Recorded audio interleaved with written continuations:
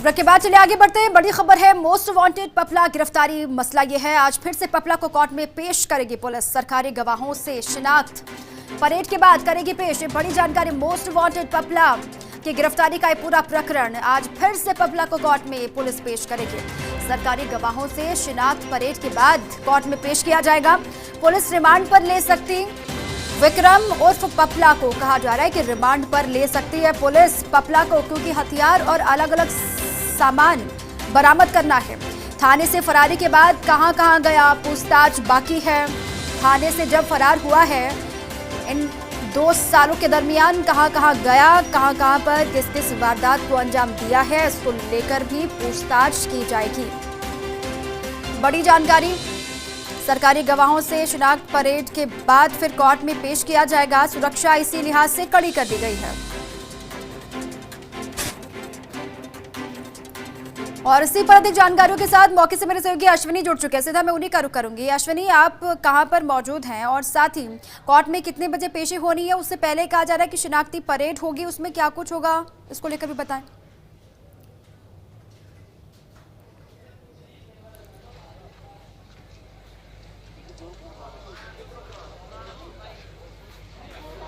देखिए दीपा, मैं अभी बहरोड जेल पर मौजूद हूँ। यहाँ पर तत्कालीन थानाधिकारी जो बहरोड में थे सुगन सिंह, वो यहाँ पर पहुँच गए हैं, जेल के अंदर दाखिल हो गए हैं। उनके द्वारा पपला की शिनाख्त कराई जाएगी कि ये वही पपला है जिसको उस रात गिरफ्तार किया गया था और फिर लॉकअप ब्रेक करके भाग गया था। ये एक शिनाख्त जो है यहाँ पर कराई जानी है। यहाँ पर एएसपी राजेंद्र सिंह, सिद्धांत शर्मा, सीओ और दूसरे अधिकारी यहाँ पर पहुँच गए हैं। ये सारी कार्रवाई करने के बाद पपला को कोर्ट में पेश करने ले जाया जाएगा। और पुलिस ने कल इसका जुडिशियल कस्टडी मांगी थी क्योंकि शिनाख्त परेड करानी थी, और आज पुलिस कस्टडी मांगेगी क्योंकि पपला से पूछताछ करनी है। ये जेल पर सुरक्षा व्यवस्था, रात भर सुरक्षा व्यवस्था बढ़ाई गई थी। रात भर यहाँ जवान तैनात रहे, हथियारबंद जवान तैनात किए गए थे, और अब भी सुरक्षा व्यवस्था बढ़ाई गई है, जवान तैनात किए गए हैं।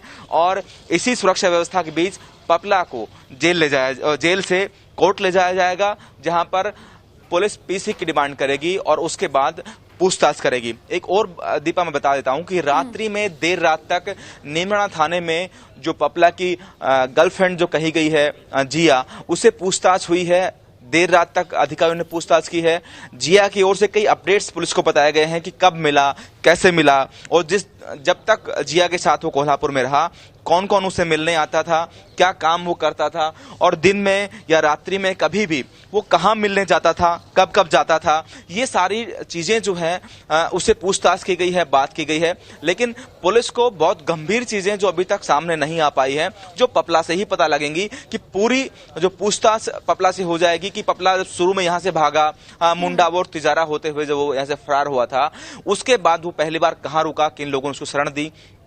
एनसीआर में अलग अलग इलाकों में वो रुका है। एनसीआर के बाद वो कोल्हापुर गया है, और लगातार, क्योंकि पपला का जो गुरु था वो पहलवान, शक्ति पहलवान था, वो पहले कोल्हापुर में रह चुका था। तो कहीं ना कहीं पपला को ये लगा होगा कि कोल्हापुर उसके लिए एक अच्छी जगह हो सकती है। और एक बड़ी बात अब तक की जो पूछताछ में सामने आई है कि बहरोड से फरार होने के बाद पपला ने ऐसा कोई अपराध नहीं किया जिससे कि कहीं भी अपराध के दौरान या अपराध के बाद उसकी कोई पहचान हो जाए कि ये वही पपला है जो बहरोड से फरार हुआ है, जो हरियाणा से फरार हुआ है, या उस पर बड़ा इनाम है, बड़ा अपराधी है। ऐसे कोई भी मौका उसने पुलिस को, आम लोगों को, जहां भी वो रहा वहां ऐसा मौका उसने नहीं दिया। कोल्हापुर में पुलिस की लंबी छानबीन के बाद कोल्हापुर से गिरफ्तार किया गया पपला को। आज पुलिस पीसी रिमांड ले लेगी और उसके बाद नए खुलासे होंगे कि कौन कौन लोग उसको सहयोग कर रहे थे। नीमराणा में जो क्यूआरटी का चालक जो था वो सहयोग कर रहा था, उसे निलंबित किया गया है। बीते दिन ही पुलिस के सामने जांच में सामने आया था कि वो लगातार अपराधियों के, उनके लोगों के संपर्क में था, और जो टीमें पपला को ढूंढने यहां से वहां जा रही थी उसकी लोकेशन वो पुलिसकर्मी दे रहा था, क्योंकि क्यूआरटी का चालक था, उसे निलंबित कर दिया गया है। इस तरह और कई चीजें सामने आ सकती हैं, उन लोगों पर कार्रवाई हो सकती है, या दूसरे कौन कौन से संपर्क पपला के हैं और किन किन लोगों से पपला से संपर्क हैं, वो आज जब पुलिस पूछताछ करेगी उसके बाद शायद नए खुलासे होंगे। बिल्कुल जी दीपा। और अश्विनी, क्योंकि आज सुरक्षा व्यवस्था की बहुत बड़ी चुनौती प्रशासन के सामने भी इसलिए है क्योंकि पहले भी कई दफा ये ऐसी हरकतें कर चुका है या फिर भागने में कामयाब रहा है। पहली मर्तबा ऐसा हुआ जब इतनी देर तक वो पुलिस के पास रहा भी है और इसलिए भी चुनौती बहुत बड़ी हो जाती है पुलिस के सामने। इसको लेकर भी आप जरा बताएं कि किस तरीके से वहां पर और पुख्ता इंतजाम किए गए हैं, और साथ ही साथ चूंकि 2 साल के भीतर 2019 में जब से फरार हुआ तब से लेकर अभी तक कहां गया, क्या रिकॉर्ड इसका रहा, वो सारी जानकारियां शिनाख्ती परेड में ही इकट्ठा की जाएंगी या फिर उसकी कोशिश की जाएगी?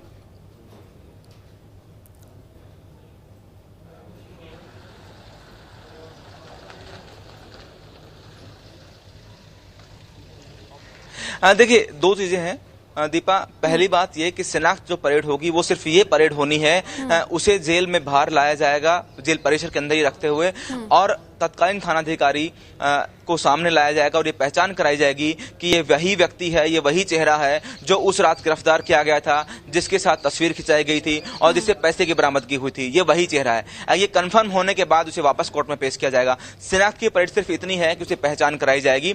सुरक्षा को लेकर पुलिस के साथ ऐसा है कि दूध से जला छाछ को फूंक कर पीने की स्थिति पुलिस के साथ है, इसलिए जाब्ता ज्यादा लगाया गया है। निर्माण थाने को पूरी तरह से किला बना दिया गया है, चारों तरफ जवानों को तैनात किया गया है, अंदर तैनात किया गया है, और यहां तक है कि कांस्टेबल भी जो गैंगस्टर की गर्लफ्रेंड है उससे बातचीत नहीं कर सकता और मिल नहीं सकता है। इतनी सुरक्षा व्यवस्था बरती जा रही है और जेल में सुरक्षा व्यवस्था बरती जा रही है।